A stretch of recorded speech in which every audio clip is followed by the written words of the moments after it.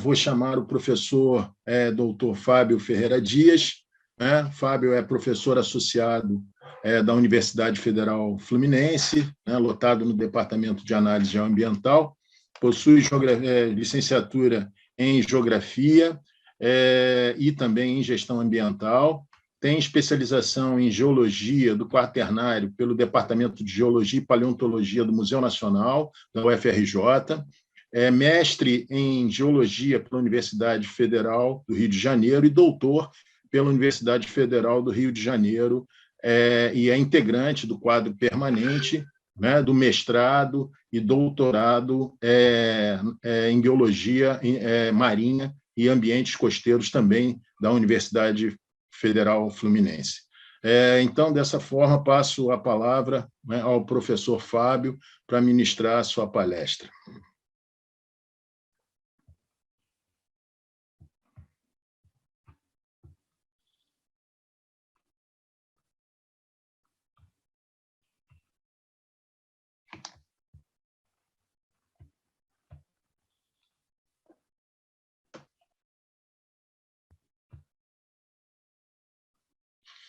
Fábio, o teu áudio e, se possível, você colocar a tua palestra em modo apresentação.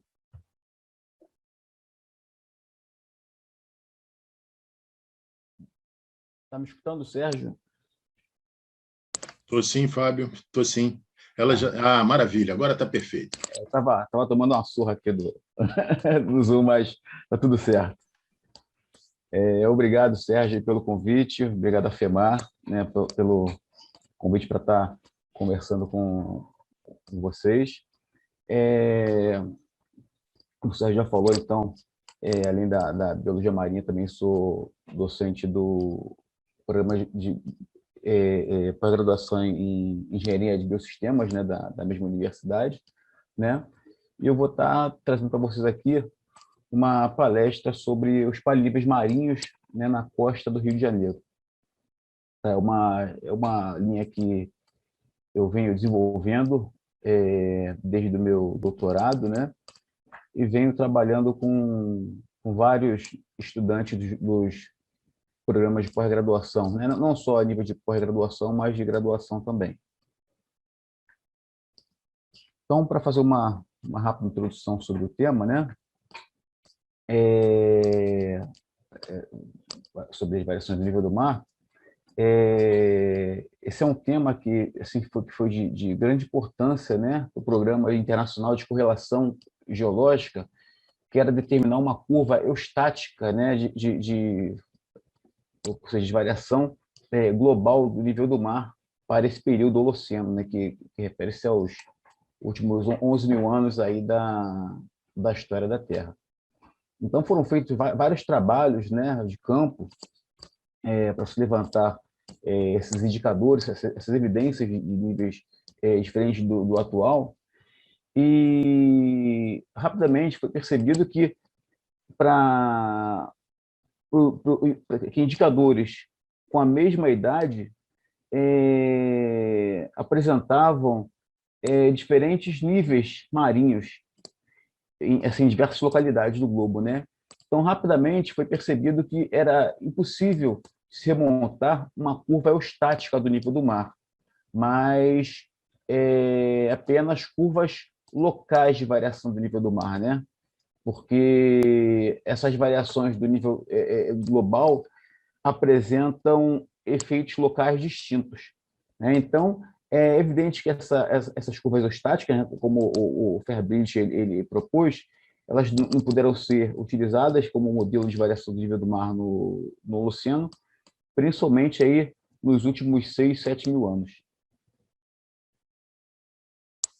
Então, como todos sabem, aí, o Brasil tem um litoral gigantesco, E nós observamos como a dinâmica costeira ela é complexa, E nos últimos 10 mil anos, o nível do mar apresentou uma série de oscilações, Então, e eles têm alguns trabalhos, para o litoral brasileiro e no mundo também, tentando acompanhar e entender essas variações do nível do mar.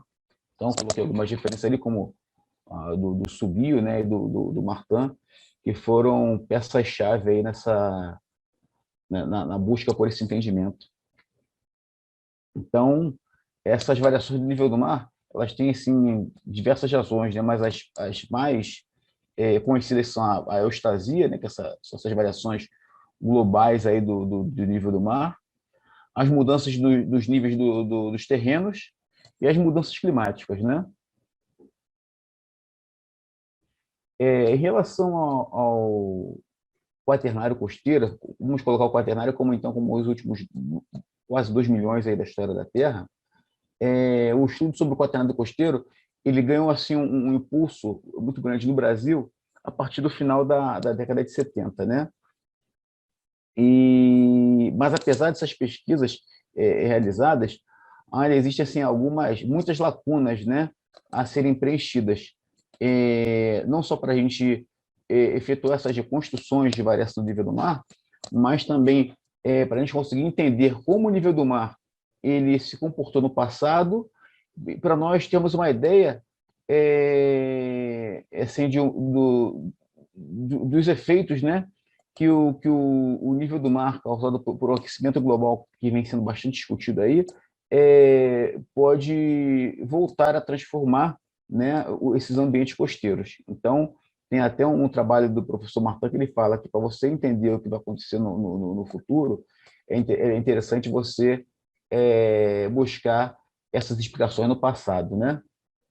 Então, mais uma vez, a motivação desse trabalho em relação assim à ausência começou, né, com a ausência de curvas de variação do nível do mar no Rio de Janeiro, e a primeira curva lá em 85 ela foi incompleta. Então isso foi assim, um dos grandes motivadores para a gente dar início a esse trabalho. Então, mais uma vez, é uma outra motivação, né?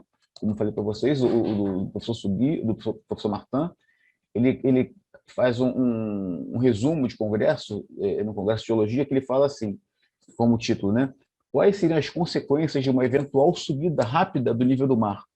Considerações a partir de análise de exemplos pretéritos. Então, assim, se nós conseguimos entender como o nível do mar se comportou no passado, talvez isso nos ajude bastante a entender o que essa subida do nível do mar pode trazer de efeitos aí para as planícies costeiras.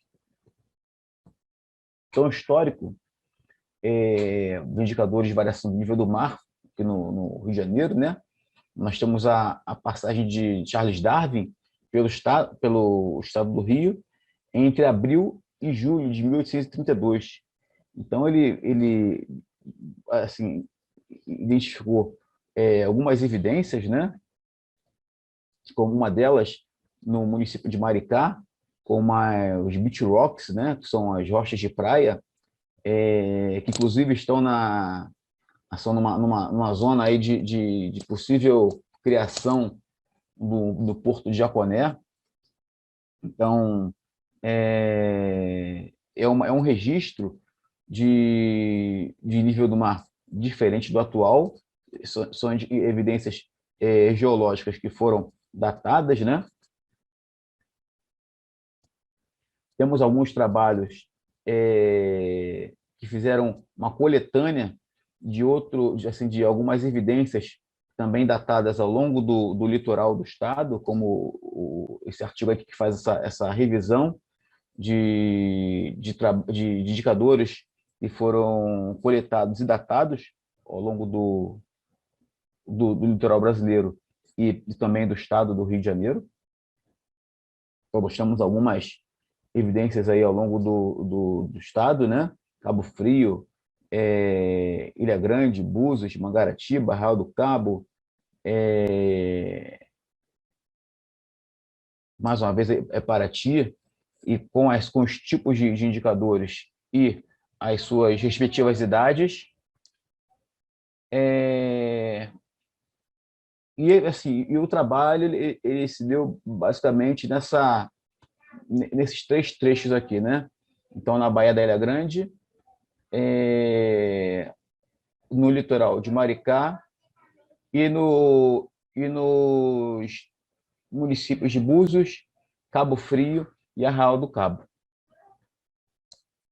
Então, um dos objetivos do trabalho, o geral, seria estudar essas variações do nível do mar durante o quaternário na costa do Rio de Janeiro.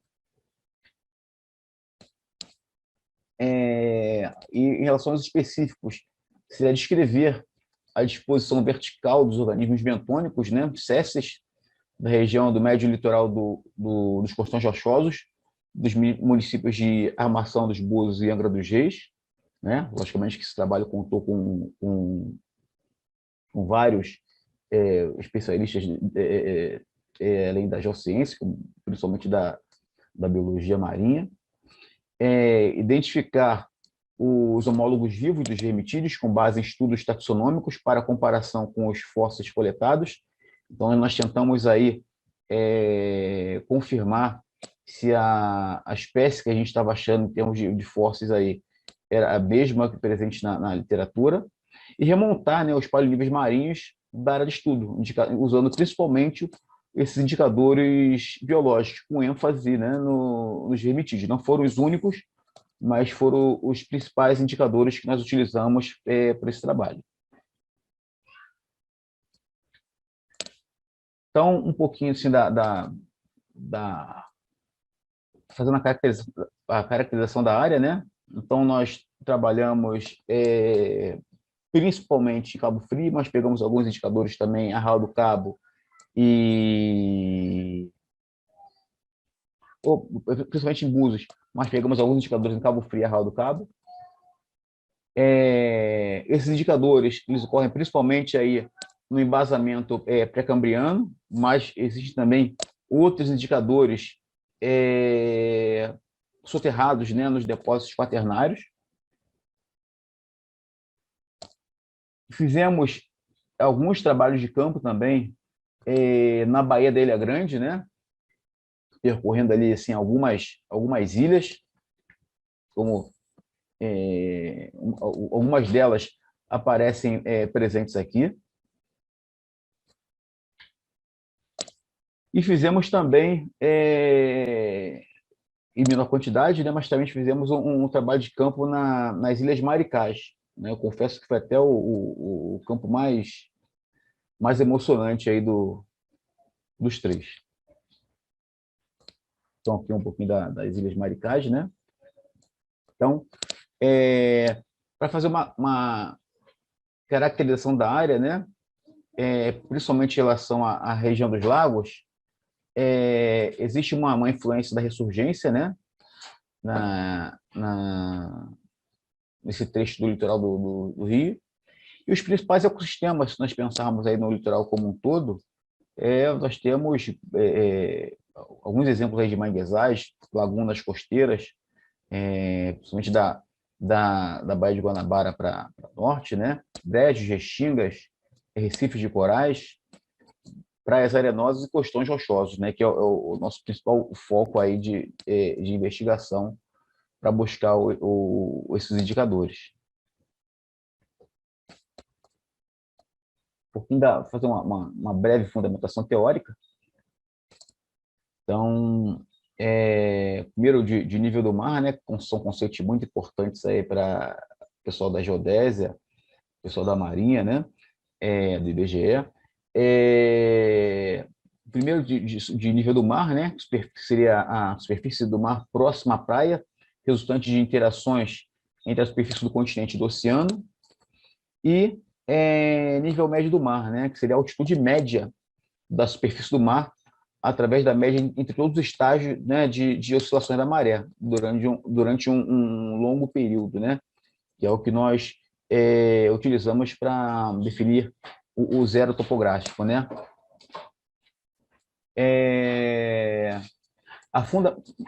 O nível do mar, né? Segundo Fairbridge, as variações ocorridas no nível do mar eram absolutas, né? Mas a partir de avanços, né, buscando essas evidências, principalmente biológicas, foram construídas diversas curvas. Então, foi possível, né, rapidamente verificar que essas variações ocorrem de formas diferentes em cada região. Então, por mais que o nível global esteja oscilando, né, localmente, né, nas diversas regiões do globo, essas variações elas vão se comportar, vão ter efeitos diferenciados.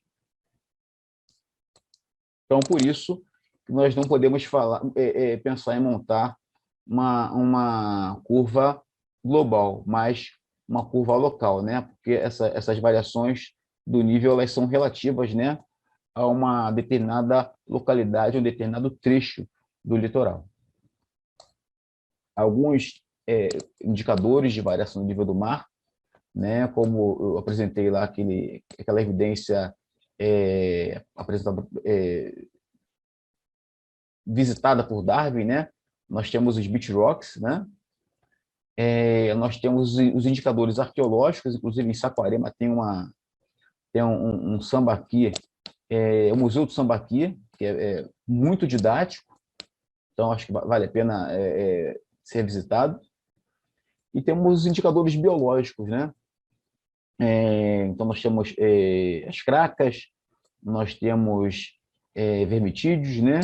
E temos uma série de bivalves aí soterrados ao longo das extensas planícies costeiras. Então, desses indicadores, eu vou dar um zoom então nos vermitídeos, né? Que são gastrópodes sésseis, eles são fixos, né? E formam recifes distribuídos em águas tropicais e subtropicais.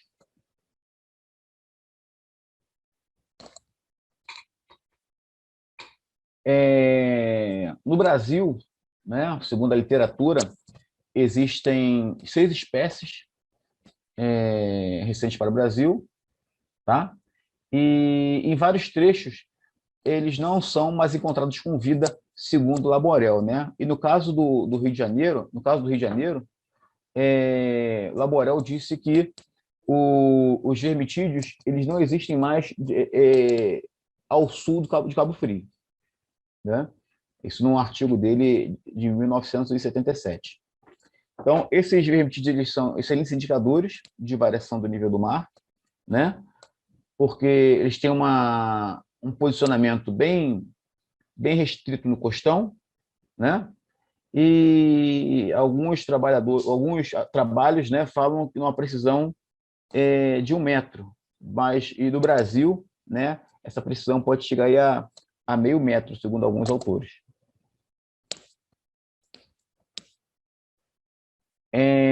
O outro indicador bastante utilizado são as cracas, né? Principalmente dessa espécie Tetractita stratifera, né?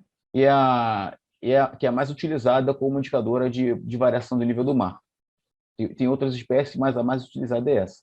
E notem que aqui ela ocorre junto com o vermitídeo, né? Então, para a gente fazer essa reconstrução de um paleonível marinho, nós precisamos de 2 informações básicas aí. A primeira é posicionar as evidências no tempo. Então, é necessário que nós conheçamos aí a idade dessas evidências, né? Então, existem vários métodos, né, de datação, mas para esse intervalo, né, que é o Holoceno, vou botar assim o quaternário, né? Nós trabalhamos principalmente com carbono 14 e termoluminescência. No espaço, é necessário conhecer a altitude desse indicador, né? O que esse indicador ele representa em relação à variação do nível do mar? Então, logicamente, que primeiro a gente tem que entender qual é a posição que o homólogo vivo ele representa, para que depois nós conheçamos o significado daquele fóssil num nível diferente do seu homólogo vivo, né? Representa no costão rochoso. Então, é necessário então conhecer a altitude em relação ao nível do mar da época. Para isso, assim, alguns trabalhos, né, já vêm utilizando o sistema de posicionamento global, né, usando rastreadores GNSS para se levantar não só as coordenadas x, y, mas o mais importante, né, a z, referente à altitude. Bom, nós temos aqui alguns trabalhos mostrando algumas curvas de variação do nível do mar, né? Então, temos aqui uma curva dos Estados Unidos, né? Mostrando que o nível do mar ele desceu rapidamente aí, entre 14 e 12 mil anos, né? E depois ele foi subindo até chegar à posição atual. Então, temos alguns trabalhos também na costa da Alemanha, né, mostrando que o nível do mar vem experimentando uma subida desde os últimos 8 mil anos, até chegar à posição atual também.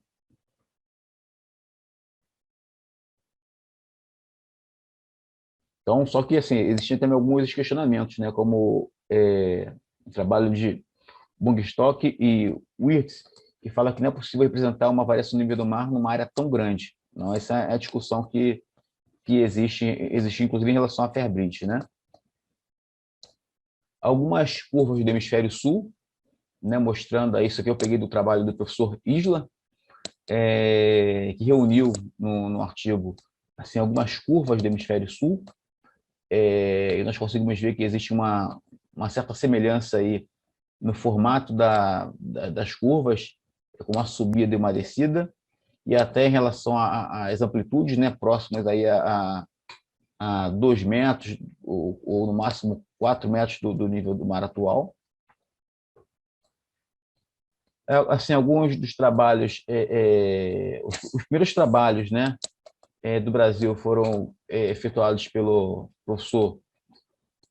professores Sugui e Martin e colaboradores, né? Então, apresentando formatos até um pouco diferentes, né? Mostrando que existiram algumas oscilações de acordo com esses autores, com subidas e descidas do nível do mar e com amplitudes, né, diferentes das que ocorreram no hemisfério sul, segundo o professor Isla. Então, atingindo ali 5 metros, próximo a 5 mil anos, 5 mil anos passado, né? Então, temos curvas de Salvador, de Ilhéus, Caravelas, no sul da Bahia, né? Angra dos Reis, que é uma curva que ficou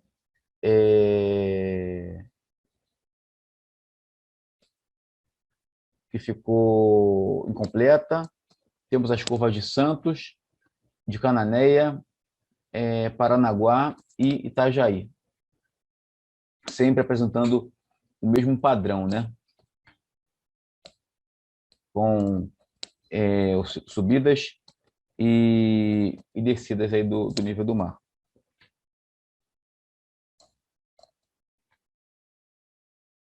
Então, aqui aparece uma curva do professor Angulo, né? Com um formato e com uma amplitude bem diferente, que ele fez para o litoral paranaense. Então, e notem que não existem oscilações após o máximo atingido, como o professor Suguio, os professores Sugui e Martin apresentaram. Aqui uma curva assim, inicial, né? Feita por Dias, em 2009, né? Mostrando um formato até parecido aí com o professor Angulo, né? Com um máximo de 2,5 metros, né? Mas com um número reduzido aí de indicadores, né? Que deve ser levado em consideração também. Mas acho que valeu pela rotina de datação, de trabalho de campo, de reconhecimento, levantamento dos indicadores e montagem do gráfico.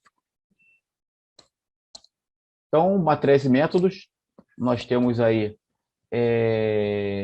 passamos pela descrição dos costões rochosos, né?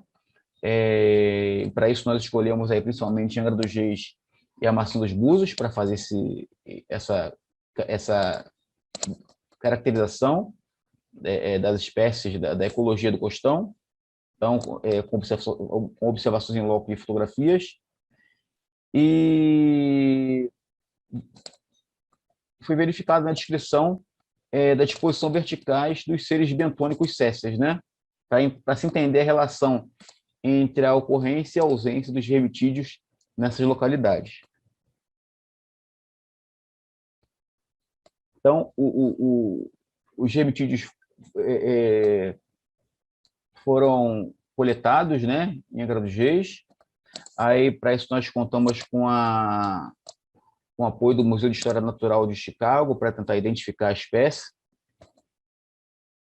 né, para a confirmação da espécie, e depois o reconhecimento dos subfósseis, né? Então, nós pegamos os remitídeos vivos, pegamos os fósseis e procuramos confirmar a espécie, né, a partir da comparação das suas características. Então, essas comparações foram feitas utilizando o microscópio de eletrões de varredura e lupa. Então, a caracterização das espécies vivas, como eu falei, né, para que a gente conseguisse, então, realizar o reconhecimento desses subfósseis.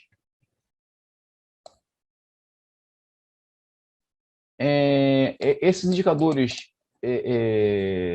vivos, né, esses homólogos vivos, desculpem, eles foram encontrados, né, a partir de um artigo de Breves Ramos, do Museu Nacional. Ele falou que na Ilha do Brandão, Praia Secreta e Marina Piraquara, né, na Baía da Ilha Grande, existiam os homólogos vivos, né, diferentemente do que o professor Laborel havia falado no seu artigo em 77. Então, nós corremos para lá para tentar entender o comportamento, né, a variação vertical dessa espécie, né, para que a gente pudesse depois entender o significado dos fósseis coletados no campo. Então, para isso, nós utilizamos um rastreador, né, GNSS, desculpem aqui que eu botei GPS, para marcar Zenith, e sempre trabalhando no modo relativo, né? Então, nós usamos uma base do BGE, ou site GPS, uma RN, e usamos um outro rastreador nos pontos de que nós queríamos levantar. Então, foi possível ir definindo as altitudes desses indicadores, né, ao longo dos pontos visitados e identificados, né?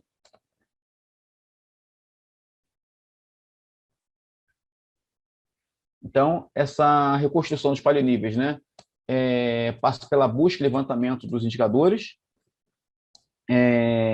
visitando as áreas de estudo, e levantamento, né, dessas altitudes usando esses rastreadores GNSS. Esses rastreadores eles passam por uma correção, né? Isso que eu não vou perder muito tempo, mas esses rastreadores eles enxergam uma altura diferente da altura do nível do mar, né? Enxergam uma altitude elipsoidal. Então, nós passamos por um processo de conversão dessas altitudes à altitude do nível do mar, que é a altitude ortométrica. Então, usando alguns modelos de ondulação geoidal para se chegar às alturas, tendo como referência o nível do mar, nível médio do mar.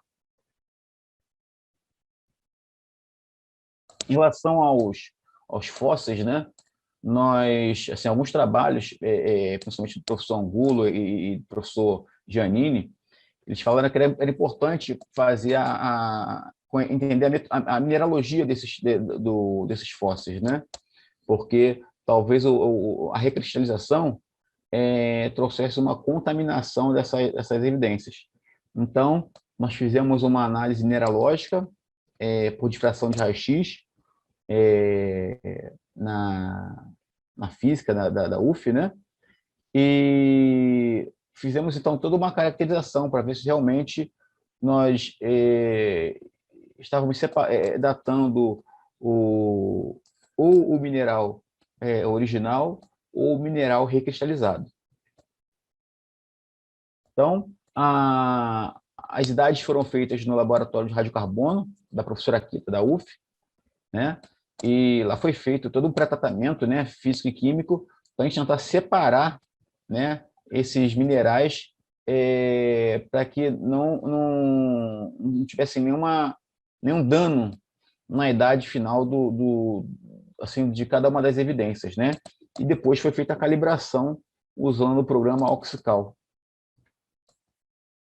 Então, essas variações do nível do mar, elas são realizadas de que maneira, né? Como a gente constrói esse gráfico, né? Então, no eixo das ordenadas, nós colocamos a altura fotométrica, né? Logicamente, com a sua margem de erro. E no eixo das abscissas, nós colocamos as idades calibradas. Então, nós temos não só um intervalo aí das idades, mas também nós temos um intervalo aí das altitudes. Então, então, nós não temos um ponto no gráfico, mas nós temos aí talvez um retângulo, né, mostrando o antigo nível do mar. E depois é gerada uma linha de tendência. Não que exista uma matemática das variações do nível do mar, né? Mas a forma como nós escolhemos para representar esses indicadores foi gerando uma linha de tendência, né, seguindo alguns artigos.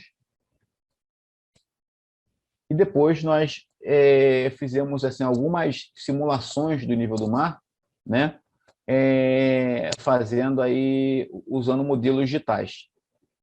Então, nós buscamos aí vários dados, né, de diversas fontes, né, não só de curvas de nível, como folhas de bordo, para tentar remontar toda a área, né, e depois nós fizemos uma simulação do nível do mar. Então, a partir dessa rotina aí de interpolação de todos esses dados aí, nós usamos um SIG, no caso foi o ArcGIS, né, através do ArcCine, mas poderia ter sido no QGIS também da vida, ou qualquer outro SIG da vida. E fizemos essas simulações dos diferentes níveis determinados no trabalho, né? Então, alguns resultados nós vimos aí em Angra dos Reis a presença de algas, cracas, né, bivalves e vermitídeos dentro da descrição dos costões do litoral sul do Rio de Janeiro. Então, nós temos aí a presença do vermitídeo, né? Do gastrópode céssio, né? Fizemos uma descrição também em Armação dos Búzios. Então, só que nesse levantamento nós não conseguimos encontrar os vermitídeos formando recifes, né? Mas encontramos poliqueta no seu lugar, em algumas praias, né? Então, no caso, usamos a praia da Tartaruga para fazer essa caracterização. Então, não vimos os vermitídeos. Isso aí se repetiu em algumas praias de Armação dos Búzios. Pegamos esses homólogos vivos, né, e tiramos algumas fotografias com microscópio eletrônico de varredura e lupa e mandamos para o Museu de Chicago, né, para a gente conseguir, então, definir a espécie, né, que estava trabalhando, no caso do vivo, né, e para tentar buscar assim, semelhanças para a gente tentar bater o martelo, que a espécie que a gente estava trabalhando, os indicadores, né, era a mesma espécie que ocorria no caso do litoral sul. Então,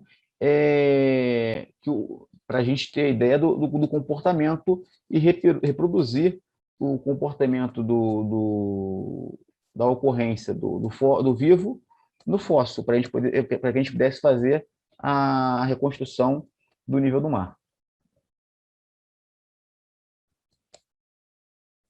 Em relação a essas espécies, né, como nós vimos, elas não ocorrem em Cabo Frio, né, em Búzios e Arraial do Cabo, formando recifes, até então, né? Mas, como elas ocorriam em Angra dos Reis, nós resolvemos, então, fazer toda a calibração dos nossos fósseis, fazendo as medições nessa localidade, né? Então, aqui estão algumas altitudes, né? Caso essa última coluna aqui, tá? Então, aqui nós temos algumas evidências realizadas nesse levantamento de Búzios, né? Então, foram 3 ocorrências desses indicadores. Algumas imagens aí, não só de vermitídeos, mas também de cracas fósseis, né? Que ocorrem bastante também. Sempre em áreas abrigadas, né? No costão, e ocupando essas fendas, né?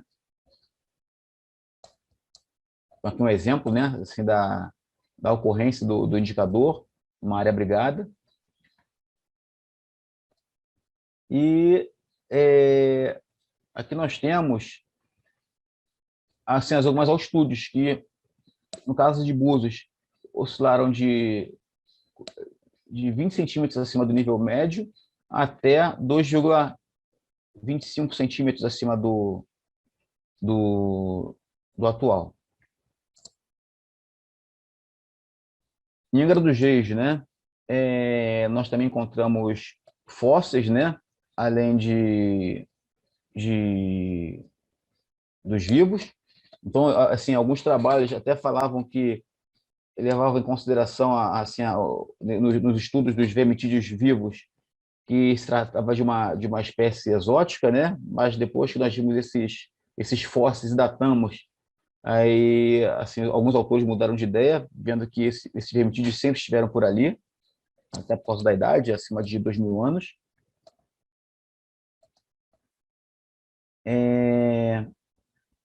Aqui alguns trabalhos, assim, eu sei que são alguns levantamentos que nós fizemos na Baía da Ilha Grande. Então, desde de indicadores próximos ao atual até uma altitude de 4 metros acima do nível do mar atual. Então, na verdade, foi o indicador mais alto que nós encontramos ao longo desses 15, 16 anos de estudo. Aqui nas Ilhas Maricás, nós não chegamos a fazer nenhuma datação, né, mas encontramos alguns iquinofósseis, né, como os buracos de ouriço. Então, botei essa foto, está bastante didática, mostrando os ouriços vivos aqui e as suas locas, né, acima da posição atual, vazias, né, mas mostrando que o nível do mar já esteve ali. Mais uma evidência de vermitígio nas Ilhas Maricás. E aqui alguns resultados da mineralógica, o raio-x, né? Então, nós pegamos um vermitídeo vivo e colocamos no raio-x e vimos que 97% das conchas dos vermitídeos são formadas por aragonita, né? Aí nós lembramos até do que o professor Giannini e o professor Angulo falaram, né? Que era que os trabalhos deveriam levar em consideração o que estava sendo datado. Então, nós fizemos depois com os fósseis a mesma análise no raio-x e vimos um aumento significativo da calcita substituindo a aragonita, né? Mostrando que existe uma recristalização desses fósseis e que poderia levar a um erro, né? Na idade do fóssil, ao ser datado pelo método carbono 14. Então, aqui são algumas idades, né, que nós determinamos no trabalho de Búzios, né, não da Baía da Ilha Grande. Então, indo desde 900 anos até 6.000 anos.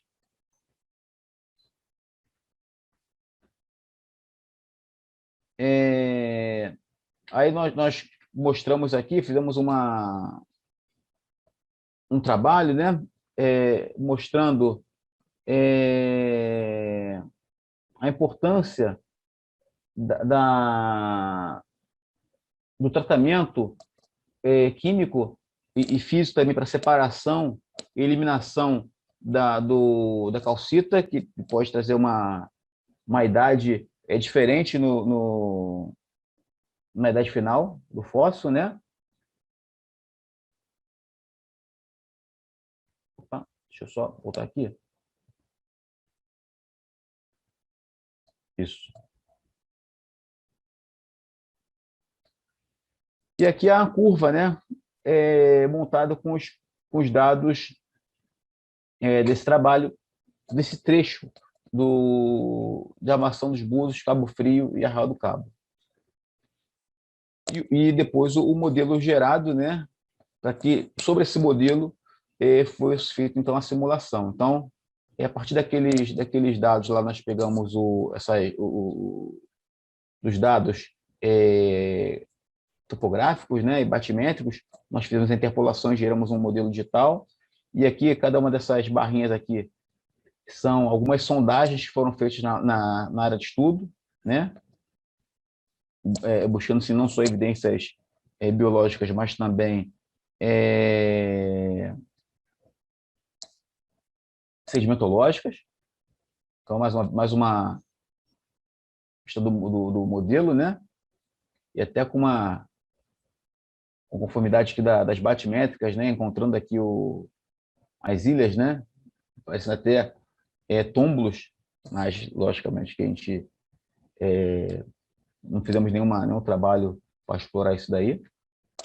E aqui um exemplo, né, como existem vários estágios, eu não apresentei todas as reconstruções, mas um exemplo, né, de uma reconstrução. Então aqui a área do Peró, uma antiga paleolaguna. Então, nós temos evidências não só biológicas, temos fósseis confirmando isso, temos evidências sedimentológicas que sustentam essa simulação da presença de uma antiga laguna, né, de um antigo estuário próximo ao rio Una.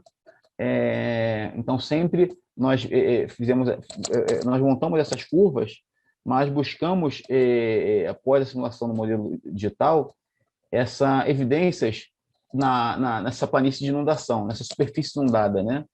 E conseguimos essas correspondências, essas correlações. Então, algumas discussões em relação ao zoneamento, né? A caracterização dos costões bateram com outros trabalhos presentes na literatura, mostrando esse zoneamento, então, do professor Coutinho, né, de 95, 2009. Então, essa caracterização ela se repetiu, né, e a ausência do vermitídio, né, como já havia sido falada por Laborel, né, foi confirmada em Búzios, né, mas não na Baía da Ilha Grande. Inclusive, nessa localidade, como nós vimos, né,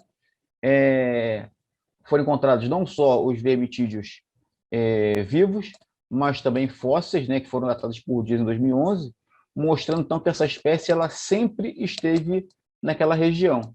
Tá? E o desaparecimento no passado, né, segundo Laborel, pode ter sido por algumas causas ambientais, mas por que elas ocorrem numa localidade e não ocorrem na outra, é algo que deve ser ainda mais investigado. Então, algumas causas do desaparecimento, né, ou até da substituição por outras espécies, foram comentadas por Angulo, né, Dias e Ribeiro, e Laborel, né, atribuiu a esse sumiço por conta da turbidez, né, salinidade ou temperatura da água, né? E existe, inclusive, alguns trabalhos. Então, isso aí, nós já sabemos que atualmente, né, as temperaturas assim, a ressurgência ela ocorre com grande força em Cabo Frio, Raio do Cabo e Búzios, né? E é bem mais enfraquecida no litoral sul. E existiram alguns, e nós temos alguns trabalhos, até da própria Geoquímica da UF, que tratou assim, de reconstruir essas oscilações da ressurgência ao longo aí do Holoceno, né? Então, Oliveira mostrou que existiram períodos de ressurgência fraca e ressurgência fortalecida. E quando nós plotamos aí alguns dos nossos indicadores, né, com as suas idades, nós tivemos assim, alguma correlação, né, entre um período de maior concentração de fósseis e período de enfraquecimento aí da ressurgência. Mas também nós não continuamos esse trabalho, não.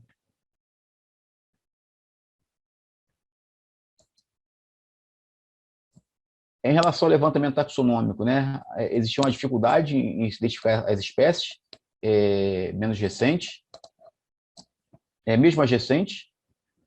Existem poucos trabalhos que tratam assim, da taxonomia dos vermitídeos, né? Mas, segundo Spotorno, essa espécie é a espécie de maior ocorrência no litoral do Rio de Janeiro, a Pitaloconchos, né? E tem mais registros fósseis descritos na literatura. Então, a partir das características que nós identificamos e por conta da própria literatura, então nós seguimos assumimos o fóssil como da mesma espécie do homólogo vivo de Angra dos Reis, né? Então, a maioria dos trabalhos, quando tratam dessas reconstruções de paleoníveis, não falam muito como que os trabalhos como os indicadores foram levantados, né? Então, aqui nós deixamos bem claro que nós trabalhamos com o GPS, talvez, assim, então, acho que se nos outros trabalhos ficasse clara a forma de levantamento, seria até fácil a gente reproduzir e comparar essas metodologias. A conservação assim, da maioria dos trabalhos, a ocorrência desses fósseis foram encontrados, sobretudo em áreas abrigadas do costão, né? Como tinha sido falado também por outros autores, que conservam por um longo período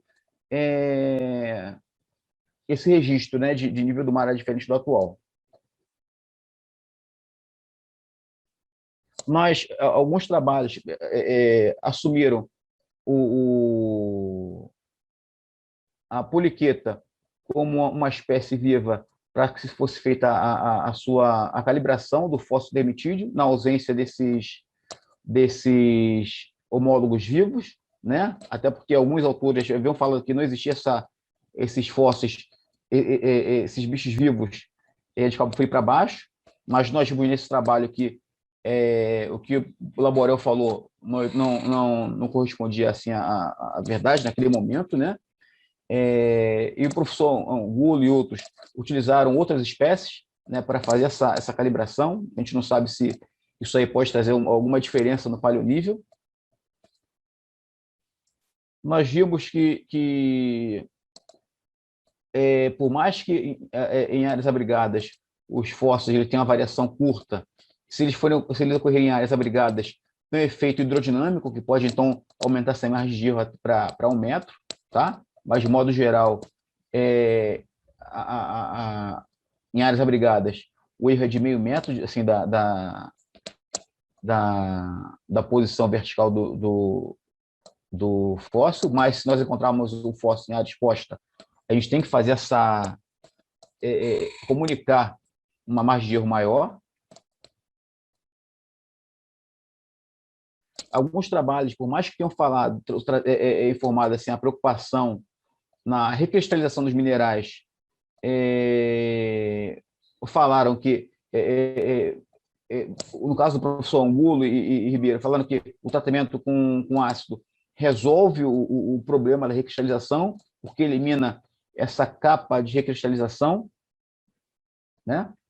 E aqui nós mostramos como que realmente os fósseis são alterados, né, na sua mineralogia. Então, mostrando que realmente, se a gente não tomar cuidado com a forma de levantamento, assim, de tratamento da amostra, o trabalho pode trazer informações realmente bastante equivocadas. Então, aqui é só uma relação entre a idade do fóssil e o aumento do percentual de mineral de recristalização, mostrando que quanto mais velho, maior o teor de mineral recristalizado. E essa recristalização ela pode trazer um erro aí de até 1000 anos no fóssil, na evidência biológica. Então, pode trazer realmente uma transformação grande no gráfico, né? Tá? Então, o gráfico pode mudar e trazer uma série de interpretações equivocadas e que vão sustentar diversos trabalhos que ficam buscando aí essas curvas de variação do nível do mar para discutir os seus resultados, né, na arqueologia, e em diversas outras áreas de conhecimento aí, da geologia. Então, nós mostramos assim, a importância do pré-tratamento, né? Muitos trabalhos não deixam claro o tratamento utilizado, né? E a datação é um serviço bastante caro. As condições de variação do nível do mar são caras. Então, se você tem que saber o que está sendo datado para você não jogar dinheiro fora, né?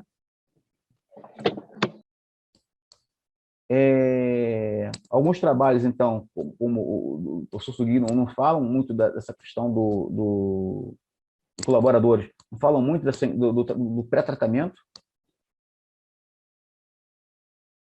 né? Outros erros aí, além do rejuvenescimento da amostra, tem que ser feita a calibração dessa idade, né, por conta do efeito reservatório. Nesse trabalho, então, aí, a curva que nós... os indicadores que nós buscamos aí apresentaram algumas semelhanças em relação às curvas do hemisfério sul, né? Não só em forma, mas também em amplitude, diferentemente assim, de outros trabalhos que chegam a 5 metros. Então, isso foi muito raro assim, ao longo dos trabalhos de campo no litoral do Rio. Tá? E acabou ficando mais próximo aí na verdade, do que foi encontrado pelo professor Angulo, né? Colaboradores para o litoral do Paraná. Não só em amplitude, né? Mas em forma. Depois uma reunião assim dos dados do Rio de Janeiro.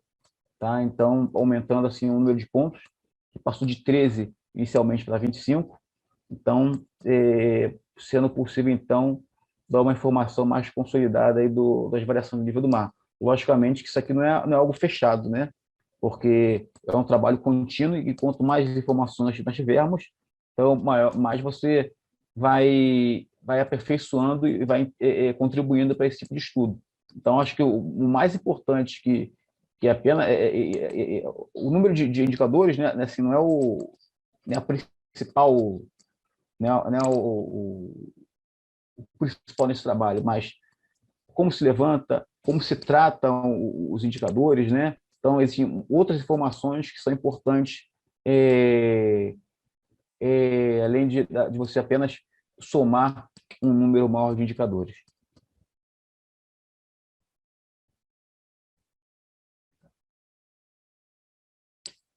fizemos assim alguns testes estatísticos, né?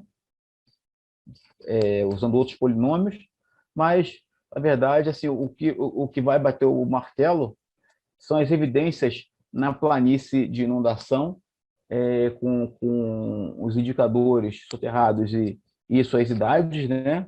E vão desfazer e encaixar, então, no modelo ideal. Tem alguns trabalhos aí, assim, tiveram outros trabalhos a partir de dias, né? Que foi o Rio de Janeiro foi o primeiro trabalho. Então, tiveram alguns trabalhos que saíram de dias, então, como o de Castro et al., que propôs uma curva, mas esse autor ele soma alguns indicadores para a construção dessa curva, mas só que esses indicadores que ele acrescentou, ele em trabalhos anteriores apresenta os mesmos indicadores com idades diferentes, né? Então, aqui, ó, um indicador que ele usou na curva, no artigo de congresso ele coloca que tem 7.000, e o mesmo artigo ele fala que tem 11.000. E uma outra evidência ele coloca como 3.000 anos, e aqui ele coloca como 13.000 anos, um erro de 10.000 anos de diferença.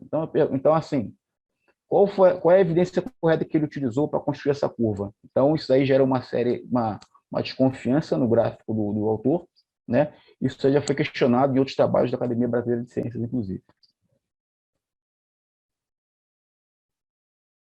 Então, podendo então gerar vários formatos aí, e, na verdade, o autor tem que falar qual o formato correto.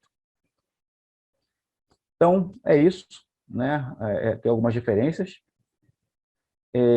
alguns artigos que nós publicamos, né? E tem outros que estão em andamento, da Baía da Ilha Grande, um que saiu agora aí na Radiocarbon, tem um outro trabalho até com o professor Sérgio, que nós publicamos em Mangaratiba, sobre cenários futuros, o outro de Búzios, né?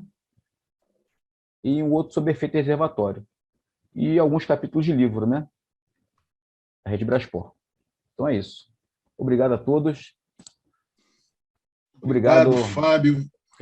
Muito, quer dizer, participo aí, né? Quando a gente consegue se encontrar no meio, né? Apesar de todo dia, mas no meio acadêmico a gente tem essa preocupação de trabalhar o contexto de interdisciplinaridade. Eu até coloquei ontem isso como era a característica do nosso departamento. Então, é muito importante as contribuições científicas do seu trabalho, trazer a geologia, né, na sua natureza, mostrar como se faz um trabalho, né, de datação, né, que a gente sempre ouve falar de nível médio do mar, mas não imagina, né, a quantidade de dados e de métodos tão rigorosos, mostrando quanto a ciência é necessária para se estabelecer esses níveis. Eu vou passar, Fábio, a palavra para o vice-presidente da FEMAR, o almirante Jaime, que gostaria de fazer um questionamento ou alguma consideração. Bom dia, Fábio. Bom Parabéns dia. pela apresentação. Obrigado. Dados aí interessantíssimos, né? Não tinha nem noção de tantos dados tão importantes, né? Para assuntos tão atuais, né?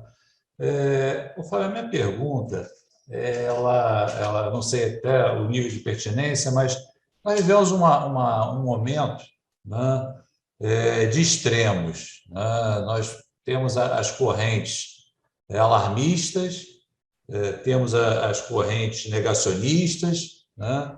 E eu gosto do pessoal que pega uma linha mais realista, né? Que assuste menos, ou enfim. Esses dados, né, que são levantados, foi foco da sua apresentação, de uma forma muito objetiva. O que tem sido muito divulgado em termos de elevação, né, dos níveis dos mares e tudo mais, e às vezes assustando até bastante a população, isso está dentro de uma normalidade, considerando, né, a evolução da Terra, que já passou por situações de aquecimentos e resfriamentos. Tem algo de muito diferente ou está dentro de uma curva normal? Qual seria a sua percepção para isso aí? Então, nós fazemos não só trabalhos voltados para reconstrução, mas também temos assim, alguns trabalhos relacionados à simulação de cenários futuros, né? Então, assim, são escalas diferentes, né, de trabalho, né? Então, nós estamos em escalas aí de milhares de anos e contra escalas de centenas de anos, né? E essas oscilações do nível do mar, ao longo do Holoceno, né, são oscilações que ocorrem não assim, em linha reta, né, mas com pequenas oscilações. Então, quando nós falamos no atual, né, nós temos que fazer um trabalho numa escala bem pequena. Então, por mais que muitos falem que realmente venha a ocorrer um resfriamento, né, porque esse ciclo interglacial está se fechando, né, numa escala pequena, não podemos ignorar essa subida do nível do mar. Então, nós temos assim, diversas evidências, né, principalmente ao longo do litoral do Brasil, e poucos trabalhos trazendo essa preocupação nesses efeitos aí para 2050, para 2100. Então, eu acho que são escalas diferentes, né? E nós não podemos ignorar essa subida, né? E também existe a questão da imprevisibilidade, né? Então, quanto que vai subir? É complicado a gente falar. Então, nós podemos, às vezes, trabalhar com o extremo, né? Mas sabendo que os efeitos eles vão estar naquele intervalo ali, entre não ocorrer nada e o pior cenário. Tá? Então, é o que a gente vem fazendo, né? Publicamos alguns trabalhos, e assim, acho que é uma discussão que vem... acho que a gente tem muita coisa a fazer ainda.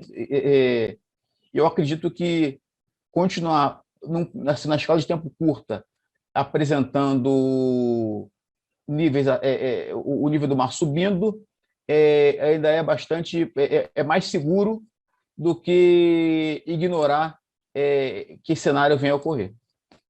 Não sei se eu consegui responder. Sim, Fábio. Muito obrigado, tá? Bem esclarecedora a sua resposta. Obrigado. Nada. Fábio, ainda temos aí uns 5 minutos para o final do evento. Teve a Elisa Sertório, colocou, né, várias características de indicadores escolhidos, né, como foram citados. Ela fala assim, quais foram considerados mais importantes no estudo? Distribuição cosmopolita, abundância numérica, baixa variabilidade genética e ecológica, grande tamanho de corpo, ciclo de vida longo, mobilidade limitada, características ecológicas conhecidas, disponibilidade de uso, né, em laboratório. Assim, quais foram as questões mais críticas, né, pelo que eu entendi, né, para esse trabalho ter sido realizado? Quem foi que perguntou? Elisa Sertório Vieira. Elisa, assim, eu falo para você que eu sou geógrafo, né? Então, eu estou no meio da confusão entre a geologia, a biologia, né? Mas, assim, o que nós escolhemos? Nós escolhemos, primeiro, quando nós tratamos de fósseis, né? Então, para a gente conseguir encontrar um fóssil já é toda uma loucura, né? Porque nós podemos fazer 10 campos e não encontrar nada. Então, essa é a primeira situação. É um trabalho que você tem que dividir entre, hoje eu vou tirar o dia para buscar os indicadores, só vou fazer isso, para percorrer um maior número de localidades. Aí depois eu venho só para fazer os levantamentos topográficos, né? E depois, assim, eu vou coletar para datar as evidências que eu julguei interessantes para o trabalho. Em relação aos germitídeos, né, que são como eles formam recifes, né, e tem uma variação vertical bem restrita ao longo assim, do intermaré, e pela sua grande ocorrência, ou seja, com a sua maior quantidade de preservação dos costões, então eles são os mais utilizados, né, como indicadores de variação do nível do mar. Tá? Tem as caracas? Tem, mas ocorrem, assim, botar assim, num volume bem menor do que os vermitídeos, tá? E tem os bivalves? Tem os bivalves, mas os bivalves têm um range muito grande. Então, eles são utilizados? São, mas para confirmar alguns paleonídeos que são definidos pelos vermitídeos. Então, por isso, nós usamos os vermitídeos, pelo